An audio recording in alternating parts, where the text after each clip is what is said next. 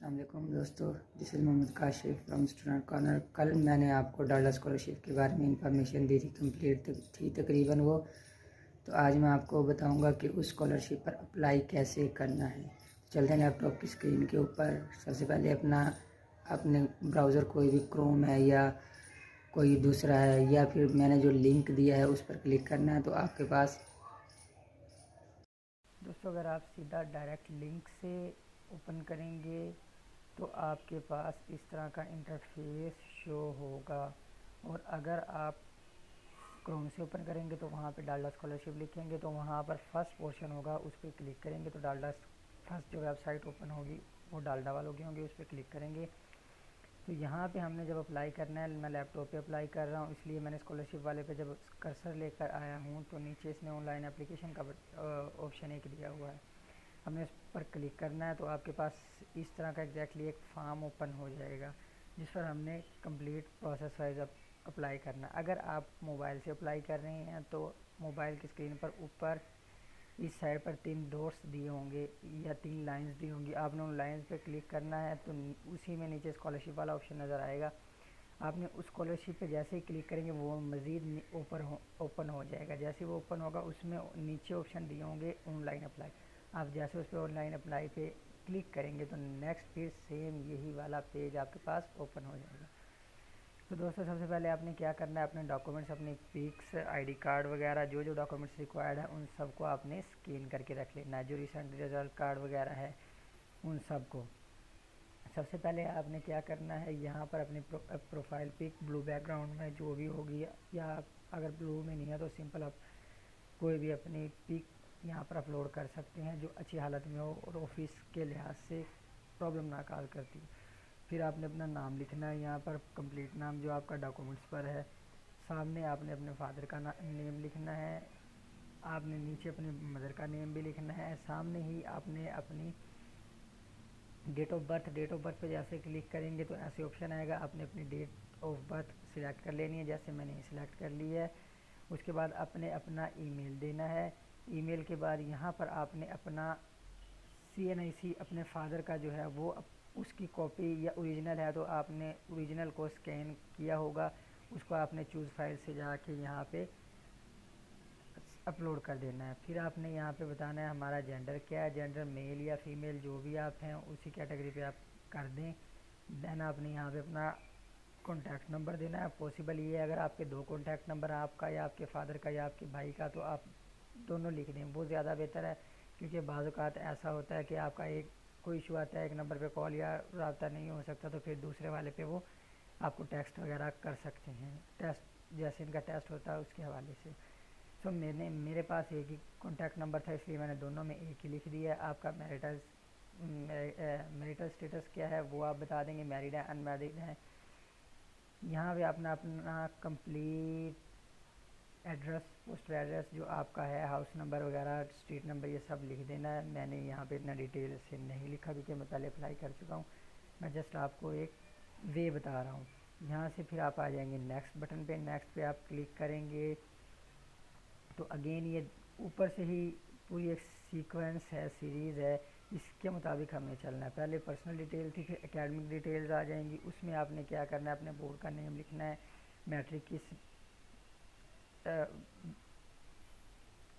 Matric का board लिखना है, इंटर आपने किस बोर्ड से करनी है वो वाला बोर्ड लिखना है, आपका ग्रुप अब कौन सा है, जो कि क्योंकि ये स्कॉलरशिप पर हम उस वक्त अप्लाई कर सकते हैं जब हम किसी कॉलेज में एडमिशन ले चुके हों। मैंने कल भी बताया था, हाँ वो प्राइवेट हो या गवर्नमेंट हो।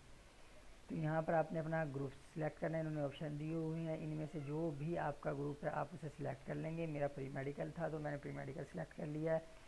एग्ज़ाम आपका कौन सा है, सप्लीमेंट्री है या एनुअल है, तो मैंने एनुअल देना है तो एनुअल पर क्लिक कर देंगे। एग्जैक्ट मार्क्स आपके जो हैं ऑब्टेन्ड मार्क्स मैट्रिक के रिज़ल्ट में जो रिसेंटली आया है पंजाब में और बाकी इलाकों में तो पहले से आया हुआ, आपने वो मार्क्स लिखने हैं। यहाँ पर आपने अपने टोटल मार्क्स लिखने हैं, परसेंटेज जो बनती है वो लिखनी है, और उसके साथ साथ आपने यहाँ पे पासिंग डेट्स, क्योंकि मुल्तान बोर्ड का रिज़ल्ट 2 दिन पहले ही आया, आपने वही डेट यहाँ पे सबमिट कर देनी है कि इस डेट को मैंने एग्ज़ाम पास किया है। यहाँ पर आप चूज़ फाइल से जाकर ना रिज़ल्ट कार्ड जो मैट्रिक का आपने मार्कशीट जो अभी आपको मिली है, हालांकि अभी ओरिजिनल तो नहीं आया होगा, जो आया है वही आप अपलोड कर देंगे। यहाँ से आप नेक्स्ट बटन पे जाएंगे। देन फिर हम आ जाएंगे कॉलेज डिटेल्स के पास। आपने किस कॉलेज में एडमिशन लिया है उस कॉलेज का नेम लिखेंगे। कॉलेज का कॉन्टैक्ट नंबर क्लर्क का होता है मोस्टली, तो आप वो लिखेंगे। अगर कॉन्टैक्ट नंबर नहीं है तो पीटीसीएल कॉलेज ने लिया होता है, आप उसका एक नंबर लेकर यहाँ पर डाल देंगे। नेक्स्ट फिर हम आ जाते हैं कॉलेज के एड्रेस के ऊपर। एड्रेस भी ज़ाहिर सी बात है आप लोगों को पता होता है, यहाँ पे आप एड्रेस लिखेंगे। एग्जैक्ट जो है प्रिंसिपल का जो नेम है वो लिखेंगे। प्रिंसिपल का आप कॉन्टैक्ट नंबर भी लेंगे। कॉन्टैक्ट नंबर मीन्स यही कि उनके ऑफिस में जो पीसीएल वगैरह है तो उसका आप नंबर लेकर यहाँ पर डाल सकते हैं। इसी तरह यहाँ पर उनका आप ईमेल एड्रेस भी लेंगे और उस एड्रेस को यहाँ पे रख देंगे। देन नेक्स्ट करेंगे। मोस्टली ये होता है कि प्रिंसिपल अपना ईमेल नहीं देता, वो आपको कॉलेज का ईमेल ही दे देता है, तो आप वही यहाँ पर डाल देंगे। यहाँ से हम चलते हैं नेक्स्ट। जैसे ही मैं नेक्स्ट पे क्लिक करूँगा तो फिर रेफरेंसेस आ जाएंगे आपके दो। जैसे हम क्या देते हैं कि गवाह या ऐसे लोग जिन्होंने आपको बताया हुआ, यहाँ पे हम गवाह ही कर लेते हैं। तो ये दो समझ लो कि मेरे गवाह हैं, विटनेस जिसे हम कह सकते हैं। मैंने एक का नाम लिखना है यहाँ पे, यहाँ सामने दूसरे का नेम लिखना है, दोनों के कॉन्टैक्ट नंबर लिखने हैं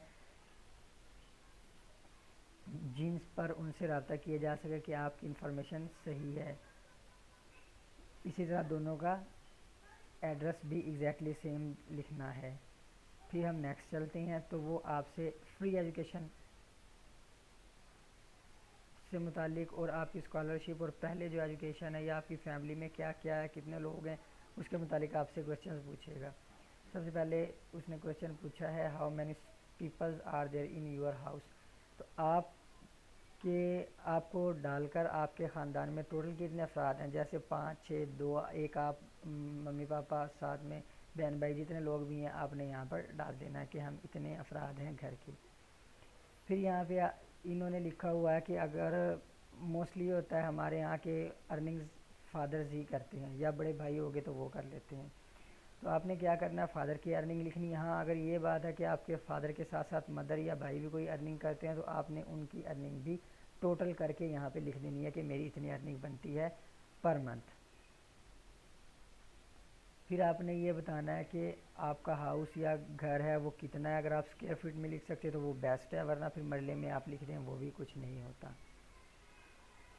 गार्डियन का सोर्स क्या है इनकम का, जॉब करते हैं या वैसे अपना कोई कारोबार है या गवर्नमेंट एम्प्लॉय है, जो भी है यहाँ पर आप उसे मेंशन कर देंगे। इसके बाद ये आपसे पूछ रहा है कि आपने इससे पहले किसी किस्म की कोई स्कॉलरशिप ली है। अगर ली है तो आप यहाँ पे लिख देंगे, अगर नहीं ली तो आप यहाँ पर लिख देंगे। कोशिश दोस्तों आपने ये करनी है कि जिस किस्म के भी आपसे क्वेश्चन पूछे जाएं आप उनसे झूठ ना बोलें, क्योंकि ऐसा होता है मोस्टली स्टूडेंट्स स्कॉलरशिप्स के लिए अप्लाई करते हैं, वहाँ पर वो झूठ बोलते हैं। बहुत ज़्यादा झूठ ये बोलते हैं कि उनका स्टेटस कुछ और होता है, फैमिली का इनकम कुछ और होती है और वो शो कुछ और करती है। फिर होता ये है कि जब वो इंटरव्यूज़ के लिए जाते हैं वहाँ से उनके गेटअप से और उनके बिहेवियर से जो इंटरव्यू ले रहा होता है उसे पता चल जाता है कि ये बंदा झूठ बोल रहा है। और जब झूठ बोलता है हो सकता है वो आपको रिजेक्ट तो करेंगे, वो सारों के सामने आपकी बेइज्जती करके भी आपको भेज सकते हैं। तो मेरा आपको मशवरा यही है कि कोशिश करें कि झूठ से बचें। वैसे भी अल्लाह ताला ने भी हमें झूठ बोलने से मना फरमाया है। अगला क्वेश्चन है जी, आपका फ्यूचर का क्या प्लान है। फ्यूचर में मैं एक डॉक्टर बनना चाहता हूँ, तो मैंने वही लिख दिया है। उसने कहा कि आप कैसे ये सब मैनेज करेंगे, तो मैंने वो बता दिया हार्ड वर्किंग करके मैं मैनेज कर सकता हूँ, क्योंकि इससे बेहतर कोई जवाब नहीं था मेरे पास। अगर आपके पास इससे बेहतर है तो आप वो भी यहाँ पर लिख सकते हैं। नेक्स्ट क्वेश्चन में उसने पूछा है कि आप इस स्कॉलरशिप को या हम आपको ये स्कॉलरशिप क्यों दें। तो आपने फिर जो आपकी रिक्वायरमेंट है, जैसे कुछ लोग ऐसे होते हैं जो गरीब होते हैं अपने खर्चों को अफोर्ड नहीं कर सकते, तो आपने सारी सिचुएशन यहाँ पर लिख देनी है। इसके बाद वो पूछेंगे कि आपने एग्ज़ाम कहाँ पर देना है। एग्ज़ाम जाहिर सी बात है क्योंकि इन्होंने डिवीज़न वाइज एग्ज़ाम लेना होता है। इनका एक टेस्ट होता है छोटा सा ना, 100 नंबर का गालबन टेस्ट होता है वो, तो आपने वो टेस्ट देना है। तो कहाँ पर देना है जी? मुल्तान में देना है। तो यहाँ पर आपने अपना नियर बाय, अगर आपका लाहौर में है या किसी और इलाके से जो आपका नियर बाय इलाका होगा, तो आपने वो वाला यहाँ पर डाल देना है। डालने के बाद हम नेक्स्ट करते हैं। नेक्स्ट करेंगे तो वो बैंक डिटेल मांगेगा। अच्छा, यहाँ पर एक बात है कि आपने कोशिश करनी है कि अगर आपका फैमिली का बैकग्राउंड फादर का, भाई का, किसी का हो, तो अगर आपका अपना भी है तो वहाँ पर आप बैंक अकाउंट डाल दें। कि बैंक अकाउंट से ये होगा कि जिस अकाउंट की आप इंफॉर्मेशन देंगे या जो भी बैंक अकाउंट की डिटेल आप देंगे, तो जैसे ही आपको स्कॉलरशिप अवार्ड हो जाएगी, मिलेगी, आप सिलेक्ट हो जाएंगे, तो आपको उसी बैंक के में या चेक बना के दे देंगे उसी बैंक का, या ड्राफ्ट भी हो सकता है आपको दे देंगे, या जो भी पॉसिबल हो सकेगा वो आपके लिए करेंगे। तो आपने करना क्या है, यहाँ पर आपने अपना अकाउंट नंबर देना है, अकाउंट का टाइटल देना है। टाइटल मीन्स कि आपका अकाउंट कौन सा है, करंट है, सेविंग है या स्टूडेंट। आजकल स्टूडेंट अकाउंट्स भी बहुत ज़्यादा चल रहे हैं। अगर स्टूडेंट अकाउंट है तो आपने यहाँ पे शो करना है कि मेरा अकाउंट स्टूडेंट अकाउंट है। यहाँ पर आप अपने बैंक का नेम लिखेंगे। नीचे जिसका आप अकाउंट नंबर दें, अकाउंट जिस पर्सन का आप अकाउंट, बैंक अकाउंट देंगे, उसका आईडी कार्ड नंबर लिखना है। जैसे आप अपने फादर का दे रहे हैं, भाई का दे रहे हैं, या आप अपना दे रहे हैं, तो उसी का आईडी कार्ड नंबर हम यहाँ पर लिख देंगे। नेक्स्ट उसने हमें कहा कि यहाँ पर आप IBAN नंबर डालें। तो दोस्तों, जो हमारी चेक बुक होती है उसके ऊपर IBAN नंबर लिखा होता है, ये गालिबन 24 हिस्सों का होता है, ये डाल देंगे। अगर आपको वहाँ से ना मिले तो अगर और मुश्किल हो, आपने करना क्या है कि गूगल पे जाएं, IBAN नंबर जनरेटर लिखें, वहाँ पर मुख्तलिफ वेबसाइट्स ओपन हो जाएंगी। कोई भी एक वेबसाइट ओपन करेंगे IBAN जनरेटर की, वो आपसे दो चीज़ें मांगेंगी। एक आप बैंक का ब्रांच कोड जो होता है वो डालें, और अपना अकाउंट नंबर जो एग्जैक्ट है वो डालें, तो वो आपको जनरेट करके दे देते हैं कि ये आपका IBAN नंबर बन सकता है। तो आपने वही IBAN नंबर यहाँ पे लिख देना है। साथ ही आपने ब्रांच का एड्रेस, जहाँ पर वो ब्रांच एग्जिस्ट करती है, वो लिख देना है। नीचे उसने हमसे मांगा है जी, जिस बंदे का ये बैंक अकाउंट है, जिसकी हम डिटेल्स दे रहे हैं, उसकी आईडी कार्ड की एक कॉपी या ओरिजिनल आईडी कार्ड आपने स्कैन करके रखा हुआ है, तो वो यहाँ पे आपने अटैच कर देना है। तो नेक्स्ट चलते हैं हम। नेक्स्ट में उसने हमसे एक एग्रीमेंट मांगा है, समझ लो आपके एक एफिडेविट की तरह से कोई चीज़ मांगी है, और जिसका मकसद ये है कि आपने जो भी इंफॉर्मेशन दी है उसके हवाले से वो आपसे पेनल्टी ले रहा है, आपने गलत दी है, सही दी है आप, और जो जो उनकी एग्रीमेंट है कि स्कॉलरशिप मिलने के बाद वो आपके साथ क्या कर सकते हैं और कैसे देंगे, सारा सब कुछ इसमें मेंशन किया हुआ है। तो इसको हम डिस्कस कर लेते हैं। पहला पॉइंट है कि जी मैंने जो भी इंफॉर्मेशन दी है वो सही और सच है। दूसरे पॉइंट में उन्होंने कहा है कि ये जो फाउंडेशन है डालडा वालों की, इन्होंने आपको आपका मेरिट देखने के बाद आपका एक टेस्ट कंडक्ट करना है। तो वो आपसे टेस्ट लेंगे। टेस्ट लेने के बाद अगर आप टेस्ट पास करते हो तो आपसे या आपकी फैमिली से एक इंटरव्यू भी कंडक्ट कर सकते हैं। तीसरा पॉइंट जो है उसने यही कही है कि जो बैंक की इंफॉर्मेशन आपने दी है वो सही होनी चाहिए। स्कॉलरशिप अवार्ड होने के बाद फिर वो आपको इसी बैंक से पे करेंगे। यही मैंने आपको पहले बता भी दिया है। जो चौथा पॉइंट है, चौथे पॉइंट में ये लिखा हुआ है कि जी अगर आप क्वालिफाई करते हैं तो आपको क्राइटेरिया पे उतरते हैं तो आपको इंस्टॉलमेंट नेक्स्ट वाली मिल जाएंगी, वरना वो आपकी स्टॉप कर सकते हैं। पाँचवें पॉइंट में कहा है कि ये जो क्राइटेरिया है रिज़ल्ट का, अगर आप उस पे पूरा ना उतरे, मतलब कुछ ऑर्गेनाइजेशंस ऐसी होती हैं जो स्कॉलरशिप्स देती हैं और आपको एक क्राइटेरिया दे देते हैं कि आपने सब इस जो नेक्स्ट एग्ज़ाम होगा उसमें आपने मेहनत से पढ़ना है, आपके मार्क्स का एक क्राइटेरिया दे देते हैं या 60% 70% इससे बिलो नहीं आना चाहिए। जैसे इससे बिलो आएगा फिर वो आपकी स्कॉलरशिप रोकने के हकदार होंगे, वो आपकी स्कॉलरशिप आपको बगैर बताए रोक सकेंगे। नेक्स्ट पॉइंट में उसने कहा कि किसी भी बिना के बगैर किसी रीज़न के वो आपकी स्कॉलरशिप किसी भी वक्त रोक भी सकते हैं और उसकी अमाउंट जो है उसको कम भी कर सकते हैं। तो अगले पॉइंट में उन्होंने कहा कि जी मैंने जो कुछ भी पढ़ा बता रहा हूँ, यहाँ पर लिखा है मेरे वालिदैन उसके बारे में आगाह हैं। अगले पॉइंट में आपसे उसने पूछा है कि हमारी जो फाउंडेशन है उसको पब्लिसिटी की ज़रूरत होती है, तो क्या हम आपकी प्रोफाइल पे कोई आपके नेम को पब्लिसिटी के लिए यूज़ कर सकते हैं?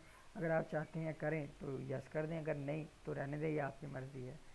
नेक्स्ट यहाँ पे वो कहता है कि जी मैंने जो कुछ कहा उसके बारे में मैंने इसको बड़े तरतीब से पढ़ा और टर्म एंड कंडीशन जो भी है मैं उस पर एग्री हूँ।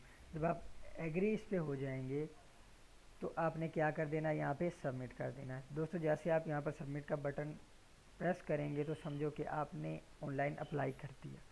तो इस तरह आपने डालर स्कॉलरशिप पर अप्लाई कर दिया। दोस्तों मेरी वीडियो आज की ख़त्म होती है यहीं पर। आप सबसे गुजारिश है कि जिन लोगों ने मेरे चैनल को अभी तक सब्सक्राइब नहीं किया वो चैनल को भी सब्सक्राइब करें, साथ ही नोटिफिकेशन वाले बेल आइकन को भी प्रेस कर दें।